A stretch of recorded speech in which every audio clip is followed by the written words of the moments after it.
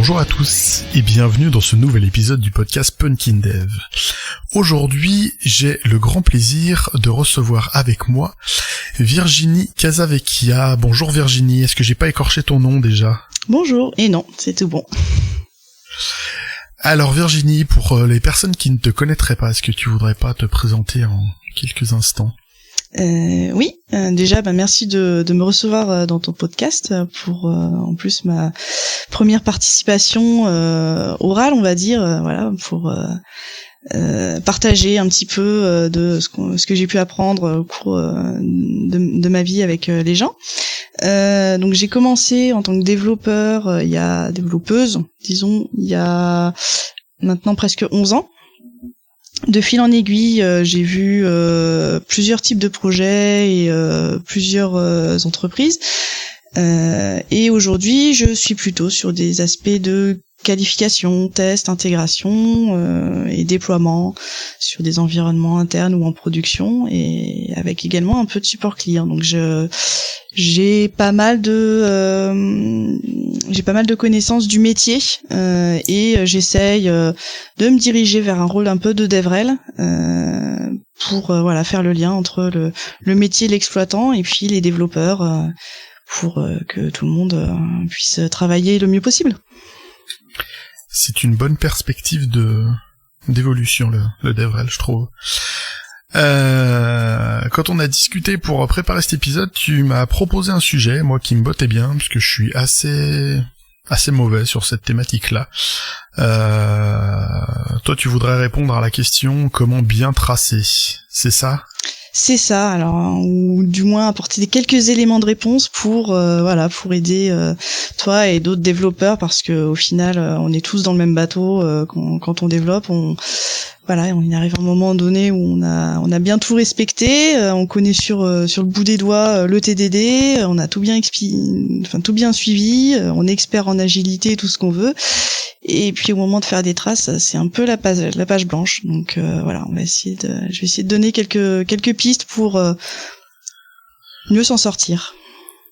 Eh ben écoute, le micro est à toi, nous sommes tout oui.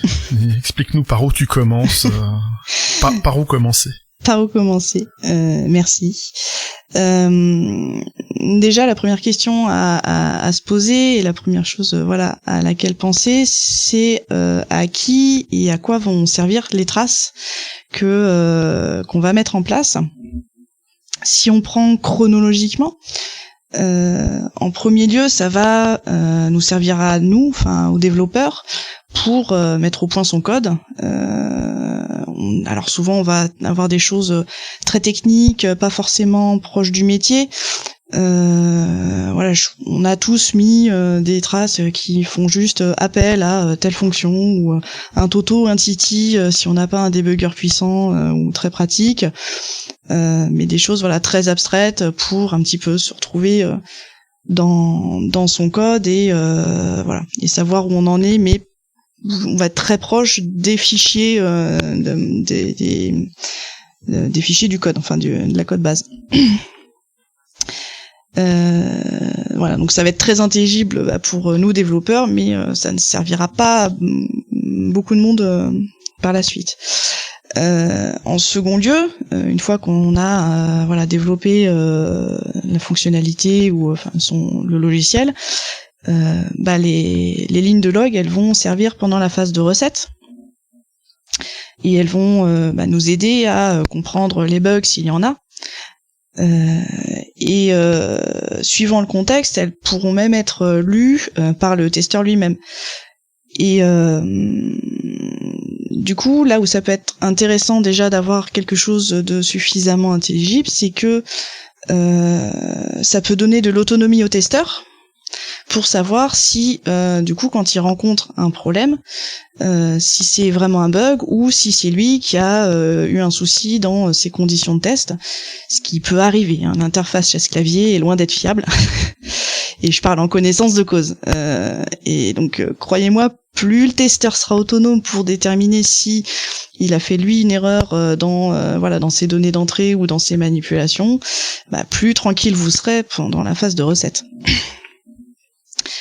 Donc ça c'est en deuxième phase, et puis en dernier lieu, les logs, les fichiers de traces vont servir à l'exploitant et puis au mainteneur, la personne qui va devoir maintenir le code, corriger le code par la suite s'il y a de nouvelles erreurs, de nouveaux bugs qui sont remontés. Ce qui peut arriver plusieurs mois, voire plusieurs années après la rédaction initiale du code. Donc j'ai parlé de l'exploitant, donc ça va permettre à l'exploitant de connaître l'état de santé de son système et éventuellement de pouvoir prendre des décisions s'il y a des choses qui se passent mal, des choses inattendues, et savoir si lui il va avoir des actions à effectuer. Et ça c'est très important pour un exploitant de savoir quand il reçoit un message d'erreur, il doit tout de suite savoir s'il a quelque chose à faire ou pas. Et si oui, qu'est-ce qu'il doit faire. Et dans certains cas, on va pouvoir aussi coupler ça à des systèmes dits de supervision, type Nagios pour ceux qui connaissent. Ça, on pourra y revenir peut-être ensemble ou par ailleurs dans d'autres épisodes. Mais voilà, des systèmes de supervision qui vont être capables d'émettre des alertes.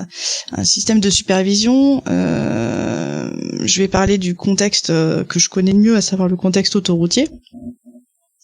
Dans leur poste, dans leur PC central, leur poste de commande, on va dire, ils ont des grands écrans avec potentiellement des cartes des gares et des voies qui sont sur le réseau et des lumières. Rouge, vert, jaune. Et donc le système de supervision, vert, tout va bien, jaune, faut faire attention, et rouge, attention, il y a quelque chose qui se passe vraiment pas bien et il faut faire une intervention. Donc ce sont des choses qui sont très ternaires, puisqu'il y a 3 couleurs, mais on doit pas avoir trop de questions à se poser. Ce sont les gens qui sont là, ils ont un écran qui est dans le champ de vision, et qui va leur donner en temps réel des informations essentielles pour sur le fonctionnement du système. Et ces systèmes de supervision, donc au-delà de fonctionner sur des écrans, peuvent aussi envoyer des SMS ou émettre des appels. Typiquement, les hébergeurs, ils vont avoir des systèmes de supervision qui vont les prévenir immédiatement s'il y a un serveur qui tombe, de façon à ce que ça déclenche l'astreinte et que il y ait une intervention au plus vite. Et donc tous ceux qui ont fait également de l'astreinte et qui se sont retrouvés avec un coup de téléphone qui dit « Ah, ça a planté, il n'y a plus rien qui marche !» Et là, on va consulter les logs et ça, à quel point ça peut être important d'avoir quelque chose de clair et d'explicite pour intervenir. Ouais, je pense que faire de l'astreinte, c'est une bonne motivation à faire des logs pertinents et complets. Oui. Je pense que dès qu'on a fait une astreinte, on s'est retrouvé un peu à poil devant une trace où il y a 3 fois rien dedans, et à devoir faire des tests random pour voir ce qui se passe et espérer que ça puisse résoudre le truc. Je pense que c'est une bonne motivation pour s'y mettre derrière. C'est ça. Et alors après, des fois, on n'a pas forcément d'astreinte parce que le système n'est pas forcément hébergé par nous. Ça peut être le système, le logiciel, les applicatifs, les services peuvent être déployés chez le client, et auquel cas, là, c'est le client qui va, l'astreinte, ça va être par quelqu'un qui n'a pas fait le code, qui n'est pas forcément développeur de prime abord et qui va se retrouver encore plus à poil que nous développeurs quand va y avoir un souci. Donc effectivement, le fait de faire des astreintes et ou du support client, ou en tout cas d'être en frontline sur les remontées d'incidents du client, que ce soit en phase de recette site, donc la recette qui est faite par le client sur ses environnements, ou par la suite, c'est également très formateur sur ce qu'il faut mettre ou pas, parce que ça permet de prendre connaissance de ses habitudes de fonctionnement aussi, de la façon dont lui perçoit le système, et puis ça permet de s'imprégner également du métier. Donc voilà, et donc les traces, elles vont permettre aussi à celui qui va devoir corriger des anomalies potentiellement d'essayer de comprendre ce qui se passe. Et ce qu'il faut se dire, c'est que quand ce moment où on doit corriger arrive, les conditions de reproduction, elles sont potentiellement pas déterminées. Les conditions de reproduction du bug, on va pas forcément les connaître. Typiquement, si le bug il est sur un serveur grand public, il y a des dizaines, des centaines d'utilisateurs qui se connectent, qui font des choses sur le site. Et à un moment donné, ça plante. On n'aura pas l'utilisateur au bout du fil pour dire alors et du coup t'étais en train de faire quoi, t'as cliqué sur quoi, etc. On sera complètement aveugle. Et puis dans certains cas en plus, on peut se retrouver aussi avec un contexte métier qui fait que certaines informations ne pourront pas être tracées. Dans mon cas, je pense donc au contexte PCI DSS quand on manipule des données sensibles de carte bancaire. Toutes les applications de paiement vont être dans le même cas. Typiquement le numéro de carte qui est en train de faire la transaction, ça se trace pas. Et toutes les données dérivées. Donc on est potentiellement déjà un peu aveuglé parce que on sait qu'il y a toute une liste d'éléments qui sont blacklistés et qu'on ne pourra pas tracer. Donc il faudra arriver à identifier les informations intéressantes pour à tracer, pour pouvoir ensuite décortiquer ce qui se passe en cas de problème, quoi. Ok. Donc voilà. Donc c'est toujours intéressant si on a la possibilité de s'imprégner du contexte métier et de qui derrière va en fait réceptionner le logiciel et au final quelle est la première personne qui va les collecter et visualiser les logs en cas d'anomalie, ou au quotidien. Déjà ça, c'est, je pense, c'est un bon point d'entrée pour, essayer, de se mettre à la place, du coup, du lecteur de ces fichiers. Ce que t'es en train de dire en fait, c'est que la supervision c'est un sous-métier en soi du métier que t'es en train de coder et oui. Et que t'as des utilisateurs spécifiques et qu'il faut en prendre soin comme tes utilisateurs finaux. Oui. Que ça peut être bien de savoir comment ils travaillent, de quoi ils ont besoin pour leur donner oui. tant que possible le meilleur service rendu. Et tout ça du coup ça passe par qu'est-ce qu'on met dans nos traces, dans nos logs. Si c'est ça. Bien. Tout à fait, complètement un métier à part entière, une exploitation, tout à fait. Et d'ailleurs, dans plusieurs de tes podcasts, tu le dis aussi, c'est aller poser la question aux sachants métiers. Renseignez-vous, imprégnez-vous du contexte.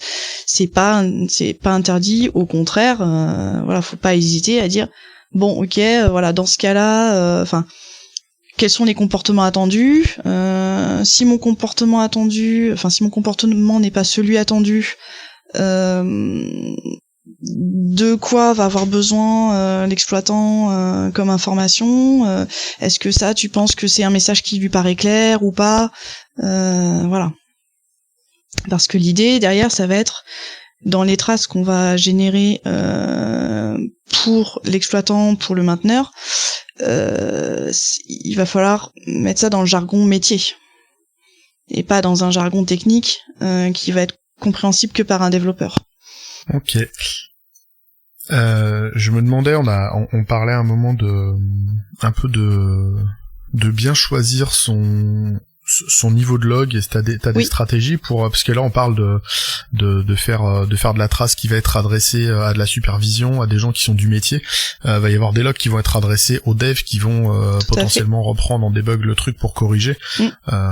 Qu'est-ce que t'as comme, je sais pas, est-ce que t'as des stratégies, des heuristiques pour gérer les niveaux de granularité de traces que tu produis?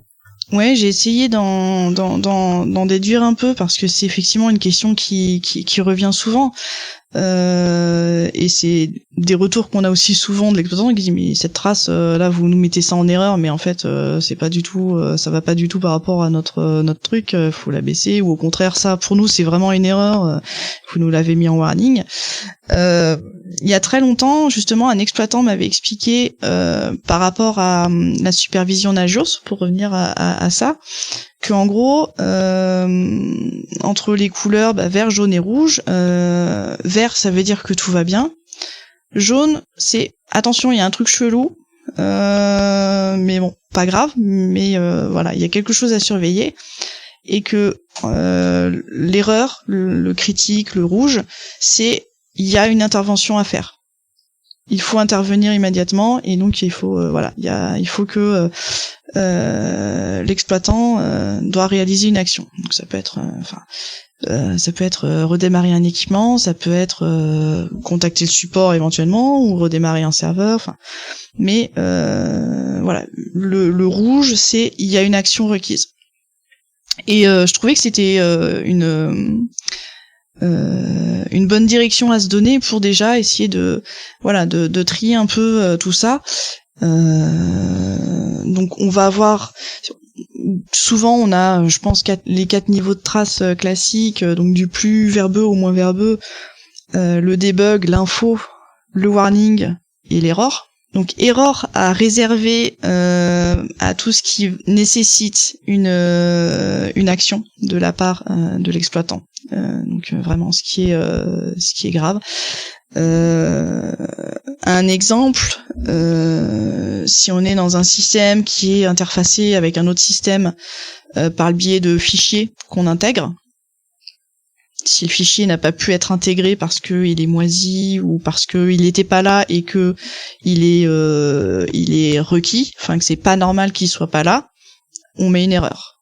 Parce que là l'exploitant il doit potentiellement soit réémettre le fichier, ou aller contacter l'émetteur pour dire là il y a un problème, le fichier il est pas bon, ou je l'ai pas reçu alors que je m'y attends, voilà. À contrario, si on est dans un système où de temps en temps on va intégrer un fichier, mais s'il est pas là c'est pas grave, c'est normal, on pourra le mettre en info ou en warning, suivant le contexte, éventuellement en demandant à l'exploitant, au client, là pour vous est-ce que, on se pose vraiment la question, est-ce qu'on vous le met en warning ou en info, si lui il a besoin quand même de prêter attention au fait que voilà ce comportement se produit ou pas. On va choisir entre les deux. Donc voilà, sur les niveaux ça va être ça. J'aurais tendance à dire aussi du coup que le niveau vraiment debug, il a pas lieu d'être lu par quelqu'un d'autre qu'un développeur. Et que potentiellement, suivant les systèmes, il va même pas être actif dans la vie courante, et qu'on va l'activer éventuellement sur demande quand on va reproduire un cas d'erreur, un problème, pour avoir davantage d'informations. Mais voilà, de base, niveau debug, c'est pas, sur plein de logiciels, c'est pas un niveau qu'on va activer par défaut. On va le mettre quand ça se passe mal, qu'on comprend pas et qu'on veut plus d'infos. Mais voilà, j'aurais tendance à dire le debug, voilà, là on peut aller sur des choses peut-être un peu plus proches du code. Mais c'est pas quelque chose qu'on pourrait s'attendre à activer et à faire lire par l'exploitant. Et les traces info, après elles pourront être actives ou non, mais ça va dépendre pareil des contextes. Du contexte projet. Si on est sur quelque chose, sur une petite application qui tourne sur une machine et qui est pas beaucoup sollicitée, on va pouvoir laisser ce niveau d'info activé, qui va indiquer qu'il y a des choses qui se passent, qui rentrent, je sais pas. Tu parles souvent des sites de vente en ligne, faut dire j'ai reçu une commande de tel utilisateur. Alors tiens, si on essaye de faire un parallèle là-dessus, dans le debug, on mettrait tout ce qui est ouverture et fermeture de session depuis le navigateur d'un client. Ça n'a pas lieu d'être ailleurs que dans un niveau debug. parce que ce qu'il faut se dire, c'est que le code, il va être appelé des milliers, voire des millions de fois, et que donc chaque ligne de trace, enfin chaque ligne de log qu'on va faire tracer à l'application, elle va être tracée autant de fois. Et donc, suivant, si on est trop verbeux, on peut complètement tanker une machine à cause des traces. Donc, ce qui n'est pas utile, il faut effectivement le laisser dans son niveau debug qu'on active que au besoin. Et donc tout ce qu'on va laisser en niveau de production standard, on va dire, au runtime normal, quand tout se passe bien, il faut essayer d'être le plus concis possible. Ouais, il y a une notion aussi, j'imagine, de lisibilité de la trace derrière. Si on a tracé trop, oui. La lecture derrière va être compliquée, l'analyse. Si on a des choses pertinentes, on peut gagner du temps, j'imagine. Oui. Plus concis on est, mieux c'est. Mais ça nécessite aussi du coup d'avoir pu prendre pas mal de recul sur le métier pour effectivement pointer du doigt l'information. Pertinent, ouais, c'est ça. Tout à fait. Donc c'est super compliqué quand même à faire. Enfin, on n'y arrive pas. On n'y arrive pas comme ça. Donc voilà un peu ce que je conseillerais sur les différents niveaux. Et puis maintenant qu'on sait, une fois qu'on a son niveau de trace, faut se dire voilà, qu'est-ce qu'on met dedans. C'est quoi les infos pertinentes. Ce que je donnerais comme conseil, c'est de garder en tête qu'effectivement, en cas d'apparition de bugs, donc pendant la vie en production du logiciel, on n'aura que très rarement les conditions d'apparition du bug. À moins d'être sur un logiciel back-office utilisé par 2 personnes qui vont pouvoir nous dire j'étais en train de faire ça a planté. Sur un serveur qui est sollicité par plein de choses différentes, on n'aura pas toutes ces infos là. Donc ça veut dire qu'il faudra les tracer, tout en respectant effectivement les contraintes éventuelles d'anonymisation des données sensibles pour se conformer aux réglementations. Mais il va falloir indiquer tout ça. Donc je disais, il faut quelque chose, faut des traces qui soient intelligibles par l'exploitant. Je vais quand même apporter un petit, pas bémol, mais un petit truc en plus. C'est que les messages qu'on va mettre dedans, oui, doivent être plutôt orientés métier autant qu'on peut. Par contre, je conseille fortement d'indiquer quand même les classiques nom de méthode et numéro de ligne où apparaît l'erreur. Suivi ensuite du message du message un peu plus exploitant. Surtout que, alors je parle pour le C++ que je connais, mais on a des super macros préprocesseurs qui permettent de faire ça automatiquement. C'est underscore line ou les underscore fonctions qui vont remplacer ça automatiquement par la ligne, le numéro de ligne du fichier et la fonction. Donc il y a même pas besoin. Ça c'est forcément toujours à jour. Mais ça facilite, ça va faciliter le travail effectivement du développeur, du correcteur. C'est une info qui prend pas beaucoup de place. Et derrière, par contre, on met un message à destination plutôt de l'exploitant, plutôt orienté métier, pour que lui il sache un petit peu ce qui se passe et que quand il nous appelle, il se contente pas juste de dire ça marche pas. C'est un petit peu l'écueil qu'on a tendance à avoir. On déteste quand on nous balance ça marche pas. Ça marche pas. Et souvent c'est un peu ce qu'on met dans nos logs, genre ça a pas marché. Ça a pas marché, oui, mais quoi? j'ai vu récemment, alors au moment où on enregistre l'épisode, je rentre de Devox tout frais, et j'ai vu un sujet justement sur ces questions-là. Et alors ça je l'ai pas noté, je vais essayer de le faire de mémoire, mais en gros il y a plusieurs niveaux de maturité qui étaient proposés dans les données qu'on met dans un log, et un peu le niveau 0, c'est on n'a rien mis, c'est juste l'erreur, c'est j'allais dire la classe d'exception qui a pété, qu'on n'a pas du tout géré, et puis c'est ça qui est écrit dedans. Donc là en général on est marron pour analyser quoi que ce soit. Après il y a le niveau c'est une exception à nous qu'on a capté, et puis on a vaguement tracé un truc dont on peut éventuellement voir où c'est sorti, et plus on va rajouter de détails, plus ça sera lisible jusqu'au j'allais dire au niveau de maturité ultime, c'est-à-dire que c'est un type d'erreur qu'on sait qui apparaît, et le message de log indique ce qu'il faut faire pour le corriger. Par exemple, il s'est passé ça dans tel fichier, sur telle ligne, je sais pas, le CSV client il est foiré, il faut remettre un point à la place d'une virgule parce qu'on n'a pas pu le parser, il faut faire ça et puis faire rejouer le fichier si ça c'est marqué dedans. Ce que le speaker disait pendant sa conf, c'est vous êtes réveillé à 3h du matin pour l'astreinte, vous avez un message comme ça qui s'affiche, c'est cool, je fais le truc, je peux retourner me coucher, je suis content. Plutôt que d'ouvrir le code et d'aller faire du debug un peu en mode commando de nuit.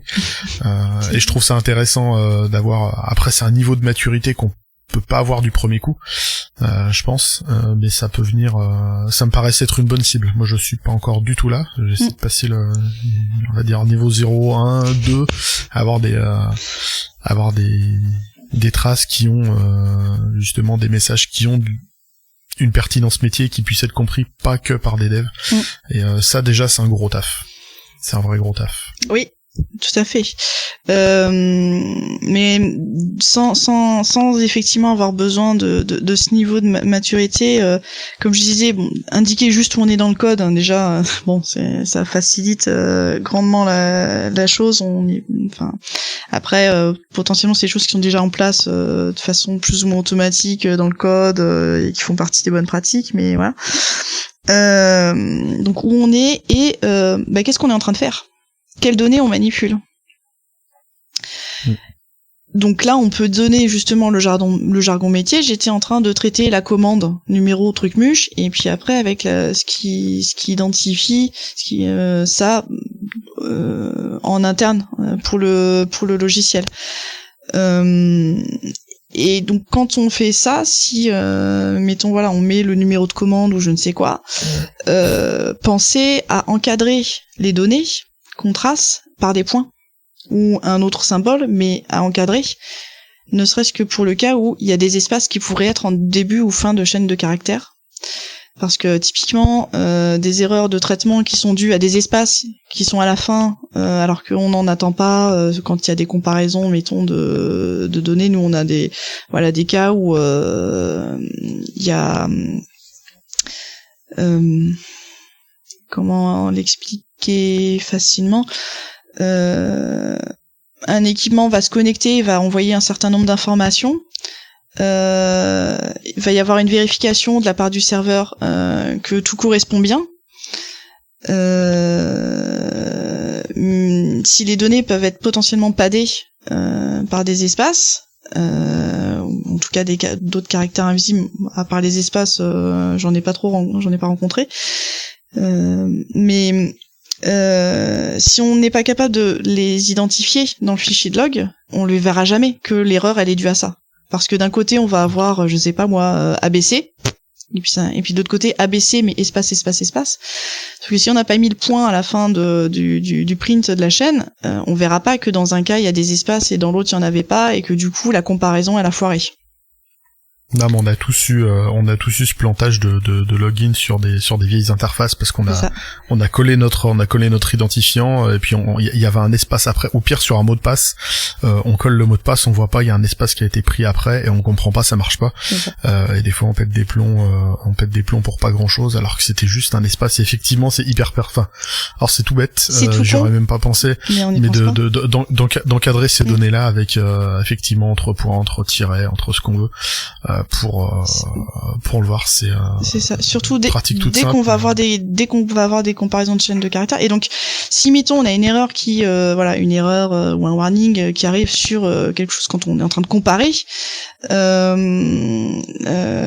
une valeur qu'on reçoit à une valeur attendue, indiquer j'ai reçu ça, et dire j'ai reçu ça et je m'attends à ça, et pas juste la comparaison a échoué à différents 2B. Oui, mais c'est quoi? C'est ce que t'as reçu ou c'est ce que tu t'attends à recevoir? Voilà, ça coûte pas grand chose de dire voilà, bah non, là ça matche pas, j'ai reçu ça, j'attendais ça. Ouais. Et tout de suite tac, c'est ultra clair. C'est des petites choses comme ça, mais voilà, et puis même après pour l'exploitant, c'est facile de comprendre. Les données, quand on va afficher justement les valeurs qu'on a comparées, si le travail en amont a été bien fait, on sait à quoi ça correspond au niveau métier. Donc dans la trace, on peut dire, bah j'ai comparé, je sais pas, enfin ouais, j'ai pas retrouvé le numéro de commande, j'ai cherché ça, enfin bref. Mais on sait, logiquement, on aura su dire ce que c'est point de vue exploitant, point de vue métier, la donnée qu'on était en train de manipuler et en quoi, voilà, elle diffère si, par exemple, on est sur ce cas-là. Donc voilà, comme je disais, il faut essayer d'expliquer au maximum quel traitement on est en train de faire, dans quelle brique métier on se situe, pour tout de suite savoir ce qu'il y a à faire. Voilà, chercher à expliquer ce qu'on est en train de faire.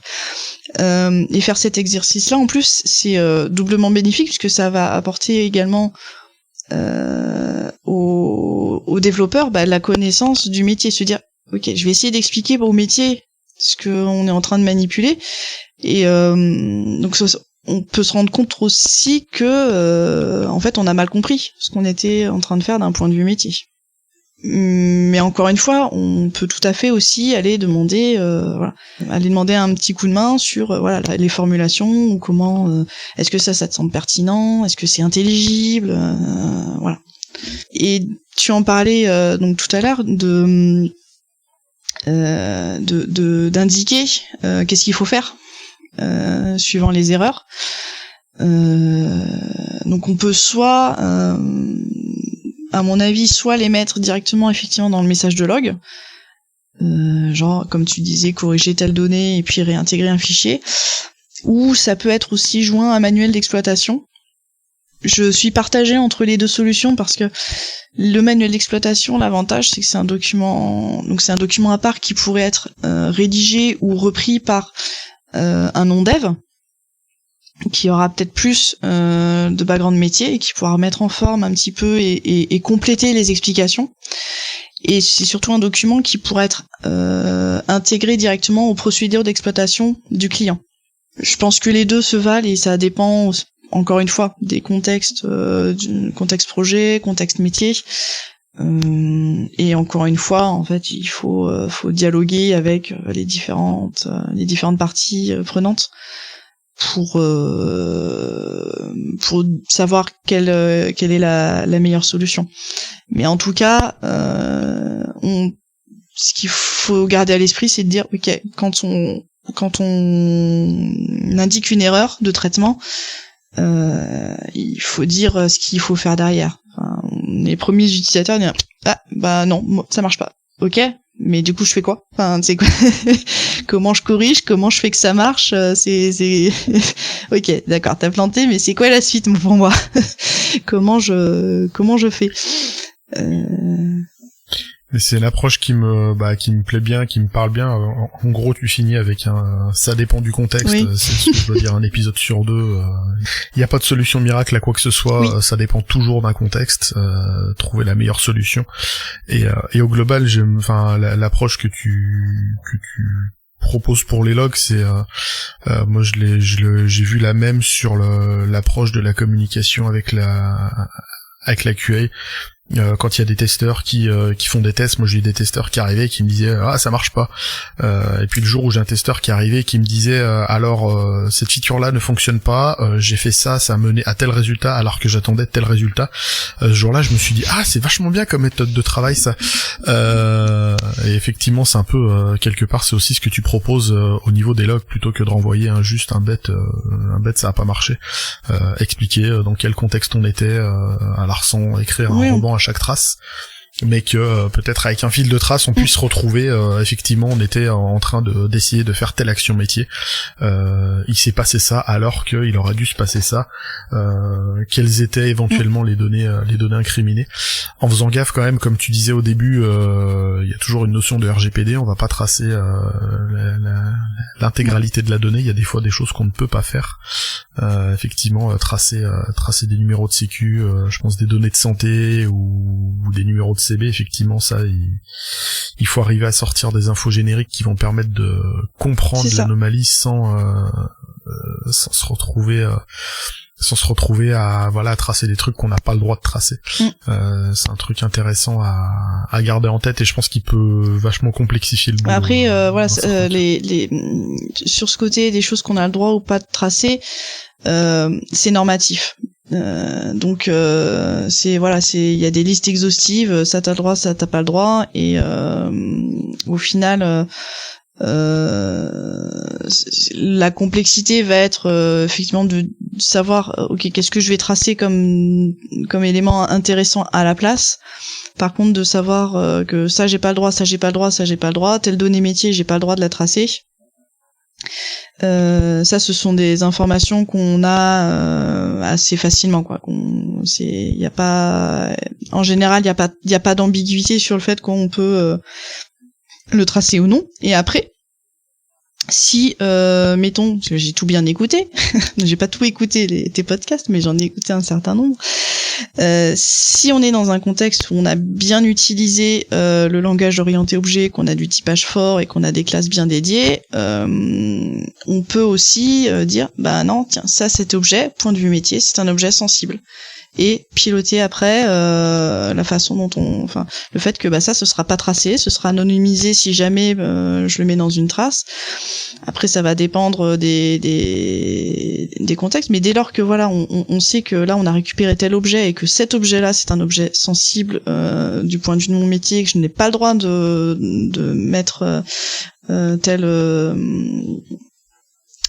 variable membre dans les traces. Voilà, on peut tout à fait le gérer à ce niveau-là.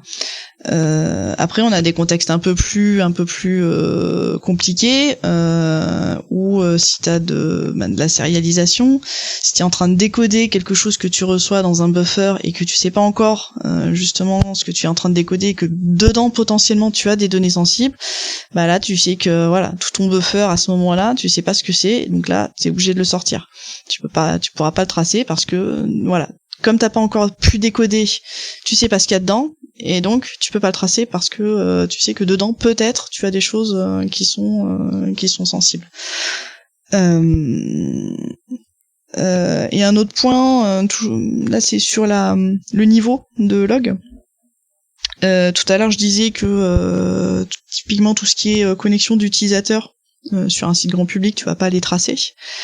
T'as d'autres contextes qui sont sensibles, où on va te demander de mettre par contre des traces d'audit, alors là ça va plutôt être sur des logiciels back-office qui permettent de faire des opérations un peu sensibles, mais là on va t'obliger à dire tu dois tracer, tu dois faire des traces d'audit, et tu dois indiquer systématiquement que là t'as tel utilisateur qui s'est déconnecté, il a fait telle action, il s'est déconnecté, t'as tel autre utilisateur qui s'est connecté. On va avoir le même principe de traces d'audit sur des bases de données ou même sur des systèmes, des systèmes d'exploitation sensibles. Ils ont des logs d'audit qui disent voilà, il y a un tel qui s'est connecté, il a fait telle opération, etc. Donc d'un contexte à l'autre, un même type d'information qui est la connexion d'un utilisateur va d'un côté être du debug complet parce que voilà, Toto s'est connecté, Toto s'est déconnecté, voilà, sur un site grand public où t'en as des centaines de milliers par jour, ça va juste te polluer les traces. Puis par contre, si t'es sur un truc sensible en back-office avec peu d'utilisateurs, là ça va être quelque chose de requis. Bon, après ce genre de choses, c'est également spécifié, c'est plus ou moins normé sur quand il y a des choses qui doivent être tracées, en général, on nous le dit. Donc on se pose pas trop la question quand c'est des choses comme ça qui sont recueillies. Mais voilà un peu les pistes que je peux donner déjà pour essayer de d'avoir quelque chose d'un petit peu plus intelligible, à la fois pour les développeurs et puis pour les utilisateurs et exploitants de nos logiciels. Eh ben, je te remercie de tout ça. On a largement dépassé le format que je pensais qu'on aurait. Donc merci vraiment pour toutes ces billes. Moi, on est avec la mission où je bosse en ce moment. Ça fait partie des questions courantes, c'est un petit peu, donc on est en train de travailler dessus, donc on va pouvoir mettre 2-3 trucs en application rapidement. Pour conclure l'épisode, où est-ce qu'on peut te trouver si les gens ont envie de te suivre, ce que t'as raconté, alors, pour l'instant, je raconte pas encore grand-chose, mais j'espère que ça va venir de plus en plus. On peut me retrouver sur Twitter, @la_fait_dragé, ou sous le pseudo Ferrywen. J'ai un GitHub, mais pour l'instant il y a rien de public, mais ça viendra petit à petit. Je suis en démarrage de production de contenu, donc ça va être le point d'entrée principal va être Twitter, où j'indiquerai les différentes choses. Et sinon on peut me trouver également sur LinkedIn sous mon nom civil, Virginie Casavecchia. N'hésitez pas à venir nous faire part des retours. Eh bien, c'est noté. Je te remercie d'être passé dans le podcast, Virginie. Merci de l'invitation. Eh ben, je t'en prie. À une prochaine, j'espère. Travaille bien, bon courage pour la suite. Et puis, eh bien, chers auditeurs, à moi, il me reste à vous souhaiter une excellente fin de semaine. À la prochaine pour un nouvel épisode. Et d'ici là, geekez bien et codez bien.